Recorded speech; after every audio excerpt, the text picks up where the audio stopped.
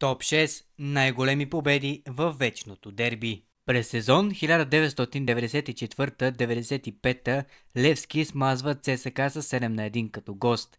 Наско Сираков забива 4 попадения, Боримиров нанизва още 2, а Илян Илиев 1. Почетното попадение за ЦСКА бележи Петър Михтарски. ЦСКА побеждава вечния си съперник с разгромното 5-0 на 1 октомври 1989 година, като в тази среща Христо Стоичков се разписва цели 4 пъти, а едно попадение добавя легендарния Трифон Иванов. През сезон 68-69 Левски гостува на ЦСКА в матч от 12-тият кръг на родното първенство. Петър Жеков открива още във втората минута, но това само подпалва искрата на Левски и сините отбелязват 7 безответни попадения.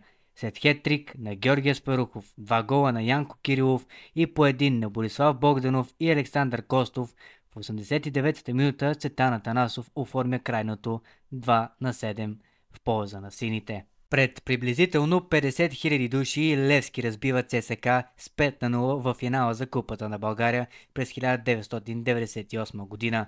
Едно от попаденията за Левски пък е на настоящия президент на БФС Георги Иванов Гонзо. Матчът на дружбата през 1964 година между ЦСКА и Левски не завършва особено дружелюбно. Армейците прегазват своя опонент с 6-2, а интересното е, че и в двата титулярни състава участват предимно резерви. Матчът между Левски и ЦСКА, завършил 6-3, се играе на 15 юли 1962 година, а началото му е белязано от хеттрик на Димитър Йорданов. Димитър Якимов връща едно попадение за армейците, но Стефан Абаджиев възстановява предината, а по-късно Георги Соколов вкарва още едно попадение във вратата на ЦСКА за 5-1.